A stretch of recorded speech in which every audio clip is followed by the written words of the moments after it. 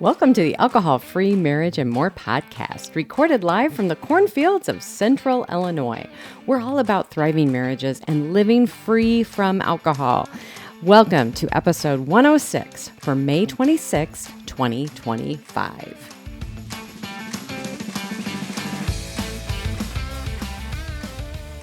Well, hello there, children. Welcome back to the Alcohol-Free Marriage and More podcast. I'm Matt, along with the always lovely Coach Amy. How are you, my love? I'm great, Coach Matt. Guten Tag. And anyways, happy Memorial Day. Happy Memorial Day. I know we've been gone. We are recording this on Memorial Day. I don't know if you'll be listening to it on Memorial Day, but thank you. Odds are highly unlikely because it means I have to wouldn't get up. be. Yeah, no. No. But I want to thank all of our servicemen, their families, and those who have paid the ultimate. Servicemen and women. And women, yes. Who have paid the ultimate price, and especially to their families. And thank you for that ultimate sacrifice, because that, it means that we live in a free country. I wish I had like the national anthem I could play for you or something. You could play it in the background. I was not pre-prepared audio-wise for a patriotic moment, but thank you very much. We've been gone for a minute for no great It's okay. excuse. And you know what? We're probably going to be gone for a minute again because it's the summer. It is summer. You know what? And let's just be honest. Life that we thought was maybe not going to be as busy is equally as busy, if not more. Is busy. Yeah. Being empty nesters is hard work. I find life like your house. You will manage to the size. Like as much time as you have, you'll fill it. As much space as you have, you'll fill it. Same idea. Exactly. We just fill it with different things these days. Yes. So, like our Beyond Spirits 7 tips to start your AF journey that you can download below. Like I did that, Amy. Please do that. As well as our marriage meeting guide, which we literally just did this morning. We did our marriage meeting. It went well. It always goes. I don't think it ever doesn't go well, does it? No, I mean, it always goes well. Sometimes it's a little rockier than other times, like when things come up. Yeah, some weeks there's deeper topics than other But weeks. this morning, it was just like, okay, yeah. Kind of, it wasn't routine, but there really wasn't a lot that came up. No. And I think the more you are on the top of it and the more you are communicating daily, the less you're going to have major issues come up. Does that make sense? Or I think the more often you do. Or you're willing to talk things through in the moment. That's true, yeah. But also when you do it weekly, you don't have months of stuff saved up to... True. I need to talk to you about 2 months ago when you did... Yes. That type of thing. When you've worked on that past core pattern that is holding you back. Yes. And if you want more information about that, I would say you can download our free marriage guide, but also go to How You Love. Is that right? I have no idea. I'll put a link down below because I don't know. Yeah, I think it's How You Love. I don't know. But what I do know is, Amy, August 2nd, we will be in Lafayette, Indiana. I know. I can't wait. God willing, and the creek don't rise. The Free Spirited Festival, the first annual, I'm assuming, put on by Generation NA there in Lafayette. They're putting on a one-day free spirit. There's going to be like music and activities. It's a festival. Like 30-some plus vendors doing samplings and tastings. And yeah, so it's like... I'm really excited about this. We couldn't make it out to Sober in the City. That's a whole weekend thing. This is a one-day thing on August 2nd. Yeah. So within driving... Well, driving distance for us. Distance for us, but who knows? Maybe we'll... If you're in the Midwestern area, take a look. Maybe we'll find a spot. I will put a link below, but it's freespiritedfestival.com. Yes, if you're looking please. for it, or follow Generation NA on Instagram. You can find it there too. I think I'm very excited for them. Yes. And I'm very excited for us to be able to go. Yeah. We're free and it's nearby. Ish. And can I take my animal or no? I have not looked into that. Probably should look into that. I do not know. Because I need to get on that if we're not. If we're not. If we're not able, I need to get on that. Well, all right. If Maggie's still home, we can have her watch the dog. So, but speaking of NA drinks, Amy, we found it's rare anymore that we can find new things to try because there's new stuff coming out still. We've tried a ton, but we still find new things. What did you find? Well, I don't know how to pronounce this because it doesn't come with a pronunciation. It'll be in the key. notes, but yeah. It's Atypique. I don't know. Let me see it again. Yeah, Atypique, Atypique. It's a whole line of mocktail. This mocktail, they have a sangria, and this is like the mojito. A beverage for the bold, the ones that never shy away from being themselves. What you see is what you get always. Wow, that's pretty aggressive. And they have, and you can go to they actually have a website there, Matt. You can. And stay tuned. We are gonna touch on the pros. One can, 70 calories. This is the mojito, and since it is, I will. Yeah. While Amy opens that, stay tuned. We are going to talk about the potential problems or pitfalls of NA drinks. How is it? You've had it before. I really like it. You're only. This is one that I mean. Your only caveat was it's not high out sugar. It's just it has like 14 grams, 12 grams. You know what? Here's the thing. If you're drinking alcohol and you were drinking wine like I was, the amount of calories that you were consuming in that bottle of wine is far less. I mean, it's far more than this is far less than that. Yes. Oh, I would agree. And always, I usually will have maybe, I mean, honestly, anymore, it's like I'll have one. Yeah. Well, that's the thing. Again, you're not drinking 6 of them. I'm drinking alcohol the way I always wanted to drink alcohol. True story. I wanted to always why can't I just have one? I can just have one now. Now you can just have one. Just like I'm having one of the, Lagunitas has had their IPA for a long time.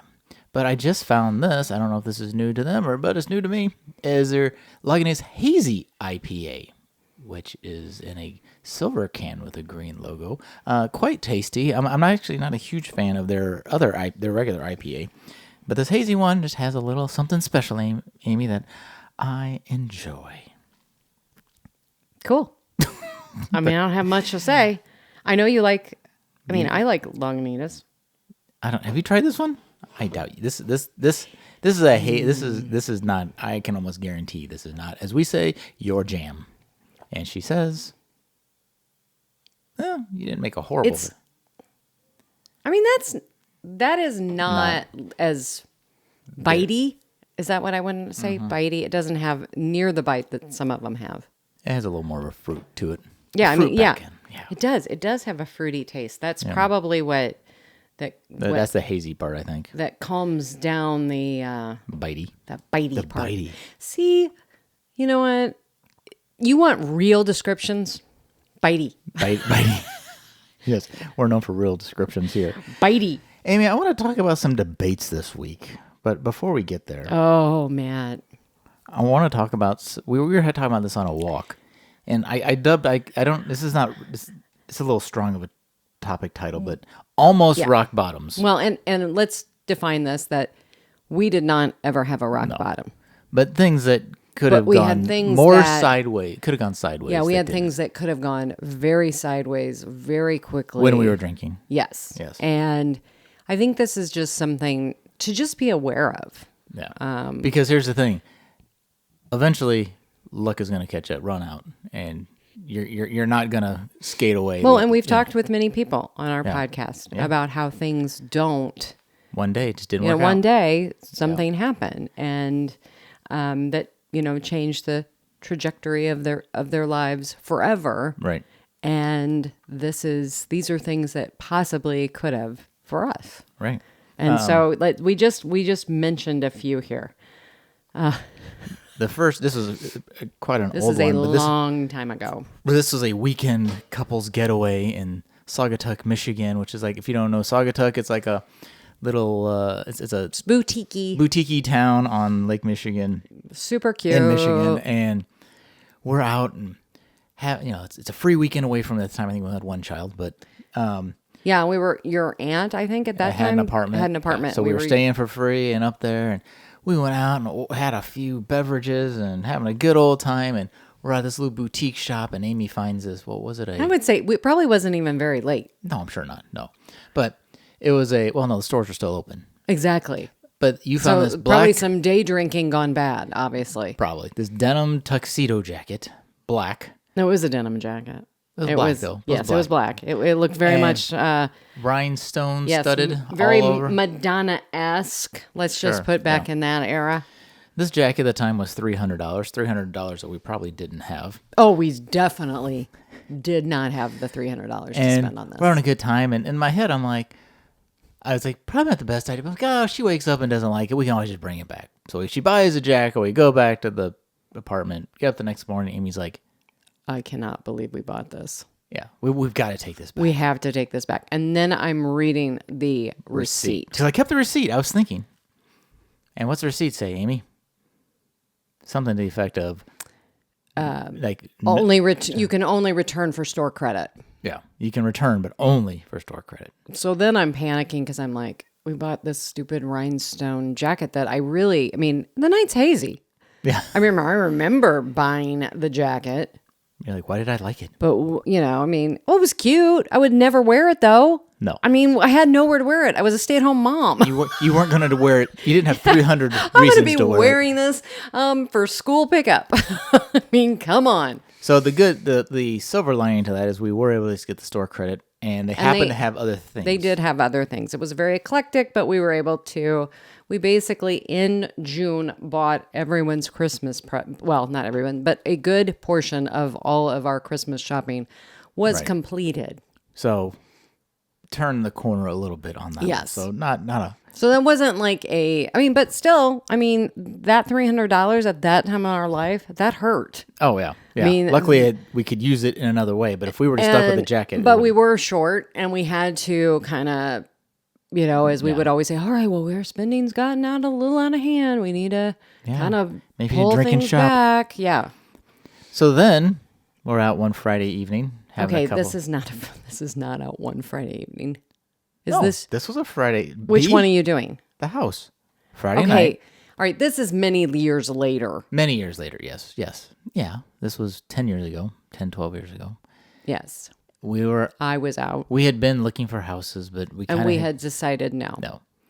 And we weren't going to too many. But the Zillow habit's a tough one to kick. But the Zillow also has a reminder, notifications pop up. You might be interested in this house. So I'm waiting for you at the bar, and I see this notification pop up, and I look at it, and I'm like, oh my gosh, I think this is a house we looked at 18 months ago. While we're having a few drinks. Yeah.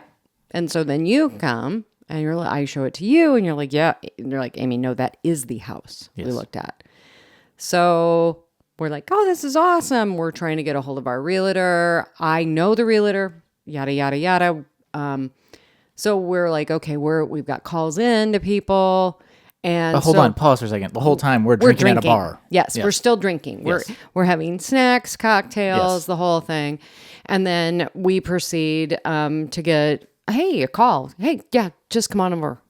Go home. So we went home, got our kids, drove to the house. All good decisions so far, yes. And we went through the house. Family that lived here was still here.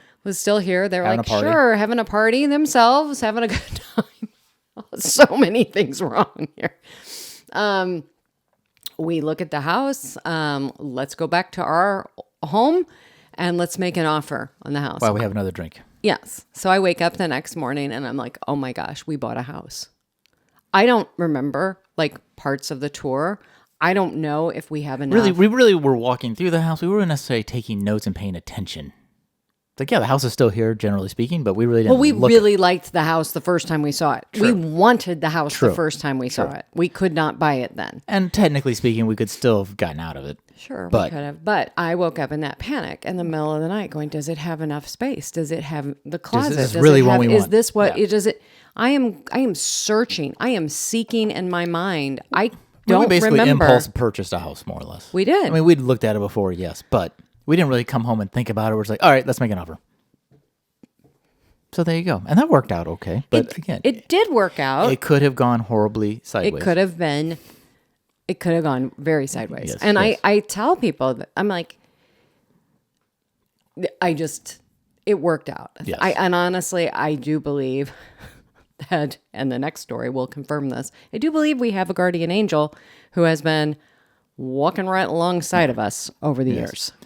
So the last one, I don't think I told Amy about this for a while. You didn't tell me this until this morning. Oh, okay. I did not know about this. So that would be a while, because this is probably at least 10 years ago, because I had a different Jeep. I knew nothing about this. And I know why you didn't tell me about this. We, kids have had activities back then, and I was going to pick up, I think, Luke from something.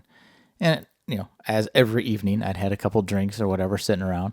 but I had to go pick him up, and it had been lightly snowing, nothing much, but I was probably running late or just in a hurry, as I generally am. Anyway, I come around a T intersection turn, and the Jeep just starts to slide towards another car.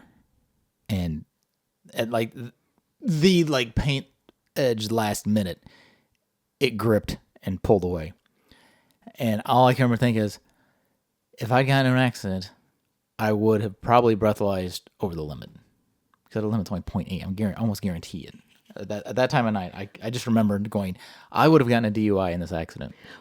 Yes. I mean, you're right. And what I want to also say is one of the things that we were talking about as well is tolerance.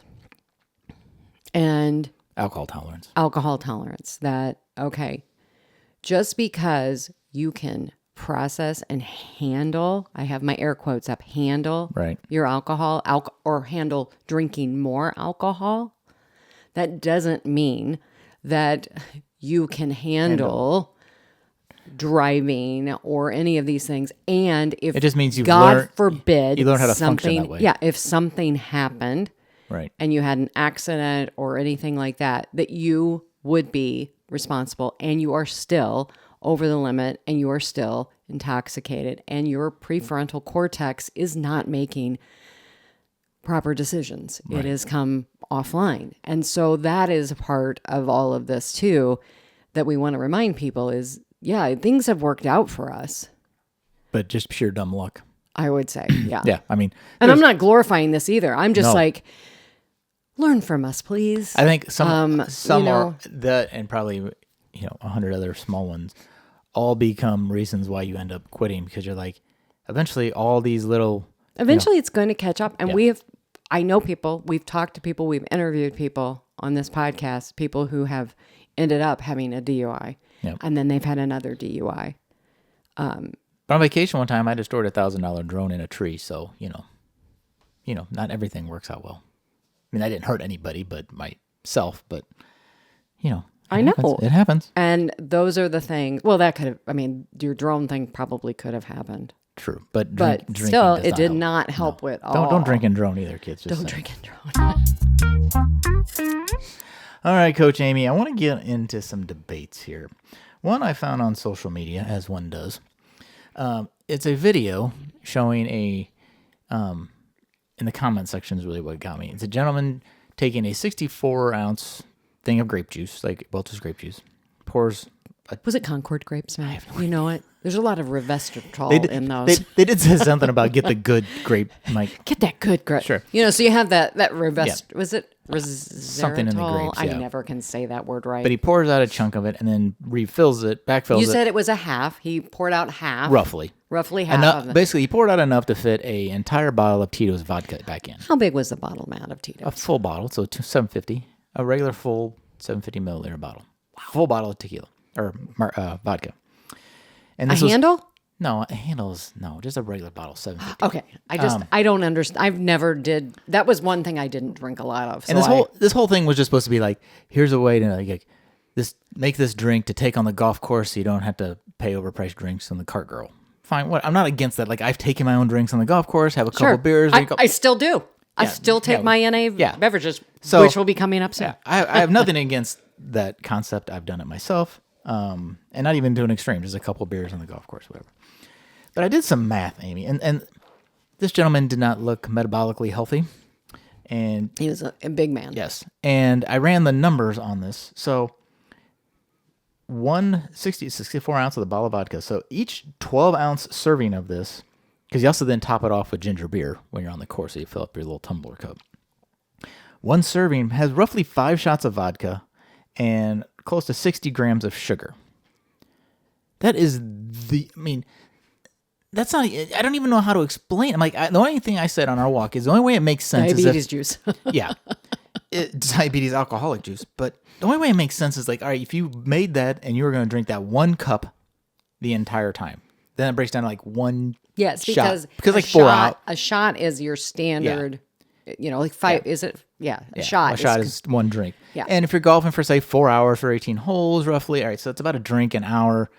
But I'm like, if you had 2 of those, I mean, that's 10 shots in 4. I mean, that's a lot of alcohol. And then, so the comment sections where the debate comes in. The comments. People are like, oh, well, all the teetotalers are saying this is bad. Let the guy do what he wants. I'm all about do what you want. But there is no way on God's green earth that you can look at that, making that, and taking that to drink on the golf course and saying, I have a normal drinking situation. Like, you are drinking that to get hammered on the golf course. Right? I mean, come on. It's not like... Well, and then it goes into the whole... If you mixed it to be a regular drink, like a 1-to-1, like it should be, like one shot per, It comes into the tolerance. True. But, again, like you said, that is... wow. It's just... And then, how are you getting home after you play golf? Have a couple of those, you've had 10 shots of vodka. Well, we've known people who That's have true. been on the golf course, who have done that, who have ended up rolling vehicles and been in the ditch. I appreciate there was plenty of NA people out there supporting this is a bad idea, but then all the drinkers of the world were sort of jumping on like, let him have his thing. Yeah, I'm like, well, again, I go back to that justification on that. Yes. And it's, again, I just want to say it's alcohol use disorder. Remember, there's the so-called, again, air quotes, alcoholic, which it's alcohol use disorder. You're on a spectrum. So you have the image of somebody who's really drinking a lot and who has lost everything. Right. Drinking out of that brown paper bag. Yeah. And then you have problematic, and then you have all the way back over to people who maybe drink once or twice a year. I mean, or never. So you have that whole thing. And so people start to justify, well, I drink this much or that. And then we do this comparison game. Well, I don't drink that much, so I guess I don't have a problem. Right. It all goes back to us asking, like, is this serving us? Right. How is it serving us? How do you feel? How do you feel each day? And along with that, how is your health? Like, really looking at your health. I just know I feel so much better, and my health keeps getting better. I mean, it's been 5 years, and I'm in the best shape probably of my life. Right. Well, and I think what gets me in this debate, and thank you for clarifying that, is making a drink to take with you because you want to save money. Cool. I'm fine. If you want to have a couple drinks on the golf course, cool. But the debate came about drink or don't drink. Yeah, no. But it's more about like, okay, this person is clearly probably not terribly healthy. I don't know. I mean, I may not be healthy either. I'm not saying I can make that judgment. Yeah. I can make that judgment now. But I'm sorry. I can make that judgment myself, knowing what I used to. This thing is you're making carry around. I wasn't healthy. You're making a metabolic bomb between the alcohol and the sugar, and you're going to drink a couple of those. And I'm like, that's not like normal drinking even. Like, you're not even pretending. So I think... Well, it's just a classic binge drinker. Right. Or it's just rage bait. It could be that too. Just do it to get people PO'd and... Could be. I mean, he's kind of selling it. Like the lady who had the vodka in the water dispenser. Yeah, hey, I want to get some attention. Let's see if I can, do that. I don't know. But I think just looking at the whole scenario, I mean, people want to like get hyped up about these different things. And I think the whole thing is it's not an us against them type of thing. It's like, but I'm sorry, alcohol is not good for you. No. Again, you need to have informed consent. Right. And when you have all of these different entities coming out and telling us that no amount of alcohol is good for us, don't drink more than 1 or 2 a week. Right. And then, so those messages are we're starting to have them more and more. Yep. Just like we did with smoking all those years ago. I mean, smoking used to be good for you. Yeah. Doctors recommended. Doctor smokes Marlboro. Yeah. I mean, doctors recommended whatever the brands and all of that. But I get the smoking was good for your lungs. I was that sort of drinker, kind of, not on that extreme, but I defended my friend. I went, if you went against my alcohol buddy, like I had the flask cap, the one that you can pour, I forget how many shots it held in the cap. 5, I think. But you could pour your booze in the top and pump it into your cup. If that would have been a Jimmy Buffett concert, you would have been all aboard it. Right. Oh, back, yeah. Oh, yeah, we would have both. I mean, No, is it normal? No, that would have been a normal binge drinking night at a concert. Well, and maybe that's a great perspective. I didn't think about, like, I'm not saying it's still right or wrong, but if that's if I'm going to a concert, once in a while, I think maybe the implication was like you're going golfing, you probably golf a lot, then that's probably not a great idea to always do that. I don't know. I look at it from both sides because I could have been 4 years ago. I would have been in their camp going, "Oh, it's a great idea. I can take it. Nobody's going to notice that I have alcohol. It just looks like grape juice in my cup." And like I could have sold myself on that. And it's got a lot of alcohol, so I don't need a bunch of it. I have to refill it. It's also emotional immaturity. Yes. I mean, how old was this gentleman? Oh, he was like my age. Oh, yeah. That's emotional immaturity. I mean, let's think about it. I remember going to parties in college. Which is called jungle juice. Or we had Purple Passion. And, just put it in a water bottle or whatever. No one will know. Or basically we were doing the same thing. I mean, all it is a frat guy who's an adult frat guy now. That's true. Taking his jungle juice golfing. You're exactly right. So, I mean, it is, there's a certain point. I mean, it's not aging well. No. It's not aging well. No. And I want to age well. I want to age healthy. God, I'm telling you, I want to just literally walk into my 90s as far as I can go and then just drop dead. Well, I don't have a good segue for that. But the other side of this debate, Amy, sorry, is does the non-alcoholic craze just keep us drinking? So it's this article from Fast Company, and the guy's talking about at face value, the NA movement is a boon for health, which is true. But this individual has had creeping suspicion that it's too convenient. His perspective is his first dry January, where he found himself chipping away at a 12-pack of NA Budweiser. His first dry January. No, this is the first dry. He's done dry January multiple times. This is the first one he found himself using a 12-pack of NA Bud. Interesting. He hadn't had a drop of alcohol in weeks, but still wonders, am I really giving up drinking if I'm still drinking NA beer? Am I breaking any habit if I reach into a cardboard box labeled Anheuser-Busch?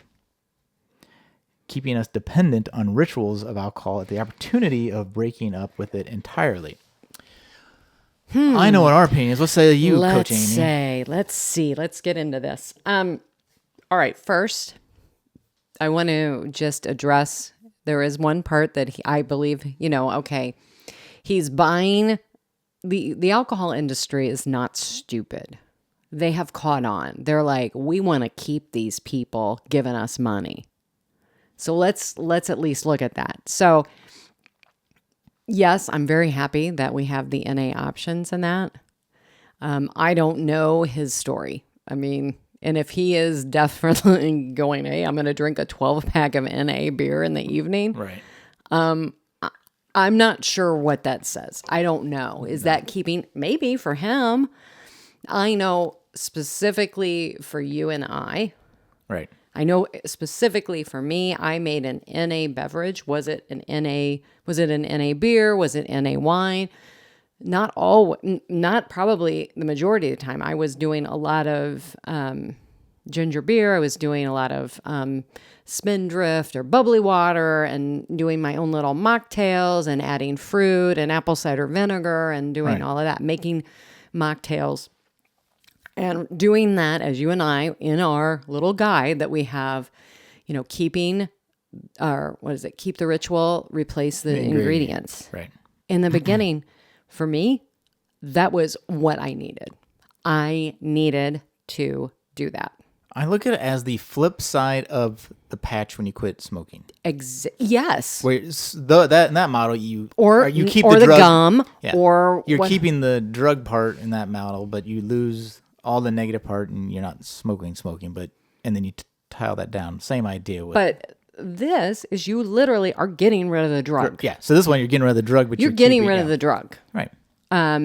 Because if you say that it's like one of the beers that has the very minimal bit of alcohol, you can go down to the whole thing like, well, there's this much alcohol in a banana. There's this much alcohol in certain foods that we eat naturally occurring.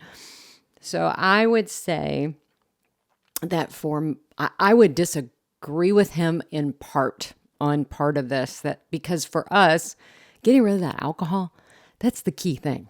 Right. And that's what all the research are like. Like if you can find somebody who's drinking a 12-pack of regular beer and now they drink 6 regulars and 6 NAs, you're benefiting them by half. Exactly. Right. And it's weaning yourself off of this, because some people do that. Some people just that was what primarily a lot of your story was. You were mixing them in and out. Right.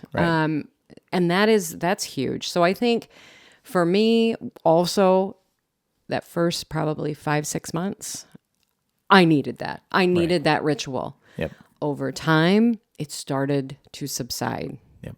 And now, I'll be honest with you, I love going out. I love having an NA option. I love buying NA beers. I love trying them. I love having a stocked refrigerator. Right. That we never had prior to. Because we drank it all. Because you drink it and we drank it fast. So I think that's the other thing. I think the other side on this is, yes, capitalism. We have the NA, or the big alcohol is going to, they've caught on. If I can sell you something, I'll sell you something. They want a slice of the pie in that. And I mean, well, the punchline. I'm glad I have this. I'm glad that when I go somewhere now, if I want an NA option, we were talking about our vacation coming up, because I don't I've got this one right now. I had some NA wine this weekend, and it was more of it's funny because it's more around the holidays. Right. It's like, oh, it's the holiday. Oh, I'd like to have some wine. We went to a local kind of greasy burger place in town. It's a bar, but it's bar and grill. Good. But it's a place where you go have a beer and a burger, and they have all kinds of NA beers. They had 5 or 6. Yeah, they had a ton. And so it was like, sure, I'd love to have one. But they kind of use that leading headline to kind of tell what we've always talked about, like everybody's journey's different. And while alcohol, an NA beverage, some people would find it a trigger. And I know people who I don't do it like it's a trigger. And I think that's basically the punchline of the research. Of the research are like, yes, for some people it's a horrible idea because it just, you're drinking I'm not getting what I want out of it. I'm going to have alcoholic version. Whereas we kind of use it as a replacing ingredient, keep the ritual, and kind of, for me especially, wean off of it, I guess. But I genuinely like the taste of beer. I enjoy a beer. Well, and that there is around that too, is that your brain, do like it. Yeah. That's something that your brain now, it just. Yeah. I don't drink pop. You had that acquired taste for it. Yeah. I mean, there's science around this that I can't go into, but so that for you, it's a good thing to have it. I like beer too. I love a stout. I love those that flavor. Yeah. I just don't want the alcohol. Again, I am not sitting there jonesing for another, or I've got halfway down and I'm like, oh my gosh, I want another one. But to your point, when we have moments like yesterday, that was a perfect burger and beer place. I want that experience, and that's what I get. I don't want the alcohol, but I like a taste of. And alcohol is poison. Yeah. I mean, it is a toxin. Please, it is. There's no disputing it. You are drinking ethanol. It's great for your car, not so much for your body. Just be informed that this is the case, and you are not going to be addicted to a non-addictive substance. You might still be addicted to your habit, but over time, like mine. But if you're most people, it is going to fade away. I mean, y'all know, I love having my lime and salt water. Right. Well, I used to drink a lot more NA beer every night, probably closer to the number of my alcohol version habit, and then that kind of weaned off because because I was used to I was used to the habit of having a drink around and drinking it all night. Mm-hmm. Which isn't a bad habit as long as you're not drinking alcohol. So replacing it with an NA beer was perfect because I'm doing the same thing. I'm just not. And NA beer is not bad for you. There's a lot of good things in beer. Yes. Talk to Joe from Go Brewing. He will tell you all about it. Minus the alcohol. Minus the alcohol. So there you go. Well, there you go, kids. There's the debates for the week. I don't know if we were really debating. Were we debating? I don't know. We have our... You can debate with us, kids. There you go. Yeah, let us know what you think, what your thoughts are. There's no right or wrong answer on this. We can agree to disagree. Amen, sister. On this. So if you want a sugar vodka bomb, you go for it. I am still going to tell you to replace the ingredients and keep your ritual. Amen, sister. Amen. I'm not your sister. Thank God. That would be gross. All right, kids. That's it for us for this week with this Memorial Day. I hope you had a great long weekend. I have one last little tidbit I want to say. Better make it quick. If wine relieves stress, or if alcohol relieves stress, we wouldn't need less. Wouldn't we need less over time and not more? You're right. Oh. If alcohol relieved stress, wouldn't we need less over time and not more? Except it's a drug, and that's how drugs work. True. There you go. Okay. All right, now that is us. Hope you had a great Memorial Day weekend, kids. We'll catch you here next time. I am Matt, along with Coach Amy, wishing you peace and love in the cornfields. And we are out.